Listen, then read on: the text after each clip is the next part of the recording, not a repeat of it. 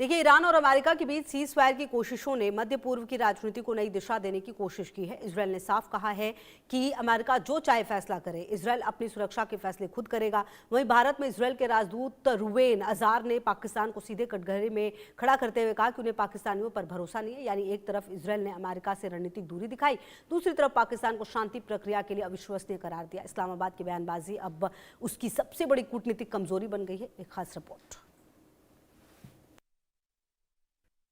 Cease fire पर Israel का double attack.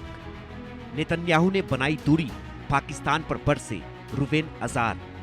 तेल अवीव का दो टूक, पाकिस्तान पर भरोसा नहीं। मध्य पूर्व की नई लकीर, अमेरिका से दूरी, पाकिस्तान पर सख्ती। इजराइल का सीधा वार, धोखेबाज है मुनीर का पाकिस्तान। ईरान अमेरिका समझौते के बाद दुनिया को लगा कि शायद मध्य पूर्व में तनाव कम होगा, लेकिन इजराइल ने सबसे पहले यही संदेश दिया कि उसकी सुरक्षा नीति वॉशिंगटन से तय नहीं होगी।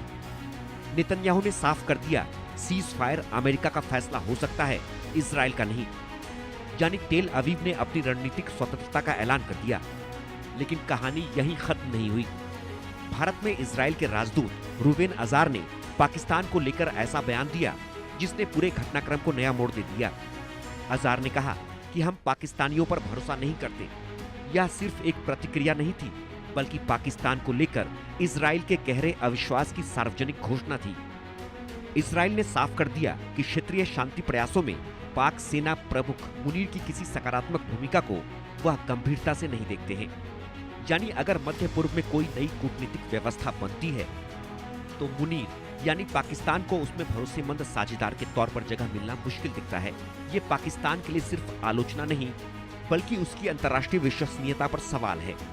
रुवेन अजार ने पाकिस्तान के व्यवहार को निंदनीय बताया। उन्होंने कहा कि इजराइल के प्रति पाकिस्तान का रवैया और उसके नेताओं की यहूदी विरोधी टिप्पणियां भरोसा पैदा नहीं करती। यानी समस्या सिर्फ नीतियों की नहीं है, समस्या उस भाषा की भी है जो वर्षों से पाकिस्तान की राजनीति का हिस्सा रही है। दरअसल अप्रैल 2026 में पाकिस्तान के रक्षा मंत्री ख्वाजा आसिफ ने इजराइल को कैंसर और मानवता के लिए अभिशाप बताया था। उस वक्त शायद यह घरेलू राजनीति का मुद्दा रहा हो, लेकिन कूटनीति में बयान इतिहास बन जाते हैं। आज वही शब्द पाकिस्तान का पीछा कर रहे हैं और इजराइल कह रहा है। सबसे दिलचस्प बात यह है कि इजराइल यानी तेल अवीव ईरान अमेरिका समझौते से ज्यादा अपने अनुभवों पर भरोसा करता दिख रहा है। पाकिस्तान लंबे समय से खुद को मुस्लिम दुनिया की आवाज बताने की कोशिश करता रहा है, लेकिन सवाल यह है कि क्या आक्रामक बयानबाजी और कूटनीतिक विश्वसनीयता साथ साथ चल सकती है? जब किसी देश के नेता सार्वजनिक मंचों पर तीखी भाषा का इस्तेमाल करते हैं तो उसकी कीमत कभी न कभी विदेश नीति को चुकानी पड़ती है। आज पाकिस्तान उस स्थिति में खड़ा दिखाई दे रहा है।